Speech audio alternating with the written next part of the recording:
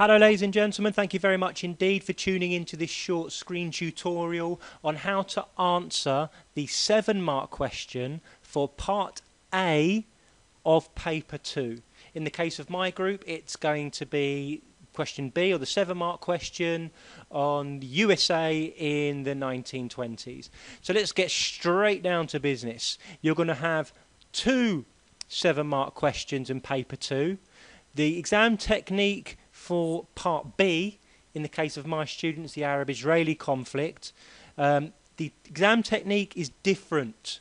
In that, you're going to be analysing 2 features. In this, you're going to be looking for support and challenge from 2 different pieces of source material. So let's make sure we get that right. It's for part A. All right then, let's have a look here at what you need to do to ensure you're successful. So the 7-mark question, I advise you spend about, well, no more than 12 minutes on this, because you want to leave the majority of your time free in order to tackle the 15-mark question, which is still to come. So we're looking for developed statements of support and challenge, and then a final judgment on the extent of support. So you're going to get 2 sources, 1 question: how far does source C support source B, or how far does source B support source C on an issue? So let's have a look at a question. Right, let's go to this. Right, here we have it. Study sources B and C. The question goes, how far does C support the evidence of B about life in the USA during the 1920s? Explain your answer. So you're going to have 2 sources. Let's have a look at them just so we know what we're talking about. Here we have it, source B, in this instance, by President Hoover, and source C. So, in short, we're looking to show how those 2 sources support each other using cross-referencing. We're going to show how they challenge each other using cross-referencing. And then to finish, we're going to end with a judgment that shows the extent of support for each other, either to a large extent or to a small extent or somewhere in between. Okay then, so let's have a look at the success criteria very quickly. Here we have it. We need for level 3, because we're all looking to score at least 5 marks on this question, and if we can help it 7, because I think it's one of the easier questions on the paper, and if you know what you're doing and your exam technique's right, very, very easy to get high marks with. So we need developed statements identifying, here's the keywords, support and, not or, and challenge, and extent of support. So as we saw earlier, if we go back to the exam technique spread, let's zoom in on it, shall we? Here we go. Right here. We'll show how the sources support each other. What do they agree on? We'll show how they challenge each other. What do they not agree on? Again, both of those using cross-referencing. Then we're going to finish with a final judgment on the extent to which the sources support each other. So we'll quickly pop back to that success criteria. Right, here's the key. A lot of candidates, when I'm marking these, show how they support each other, which is good. They show how they challenge each other, which is good, but they forget this, because without showing the judgment on how far or the extent of support, you can't score 7. You're locked at 6. So you must make it a 3-part answer: support, challenge, and extent of support for your judgment. So 3 parts. Now, if I may, I will show you what a successful answer looks like, so you can model that yourself this summer. Okay, I do apologise. It's not the clearest, I know. We'll zoom in a bit so it becomes a bit clearer. Well, a bit clearer is a bit of an overstatement. So let's look at this candidate, one of my students, and see what they have done well. Let's get my highlighter up, 2 seconds.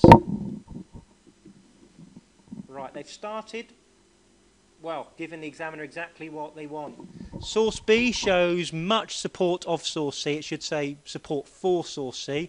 So it's beginning by getting right to the heart of the question. How do the 2 sources support each other? So big thumbs up there. As an examiner, I know the answer is going to give me what I want. Then we move on to, let's get rid of that. So we've got that they're going to support each other. Then we have some cross-referencing here to show how they do that. Source B says this: the price of crops such as wheat and corn fell, while similarly source C states low prices. Excellent. So the candidate has given a precise example of how they support each other using that all-important cross-referencing, which is really, really important, so well done. So it ends with a brief summary. Get rid of that, shall we? Oops, here we go.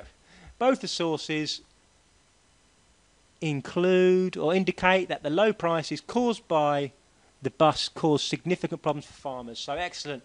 Really, really clear. We know exactly how they support each other. Then the candidate, all they do then is replicate that same strategy or process to show how they challenge each other. Really, really simple. So rather than showing how they supported each other, we're now going to show how they challenge each other. And hopefully, we're going to see them using that cross-referencing using the sources. Okay, so source B suggests that the most important cause of the agricultural problem was the loss of foreign markets. Okay, does source C challenge that? It says source C does not include any information on the loss of foreign problems, but simply states that low prices made it impossible to pay mortgages. While source B does not mention this, so excellent. So here we have how the sources support each other, brilliant, using that cross-referencing. Here we have how they challenge each other, again, using the same technique, simple cross-referencing.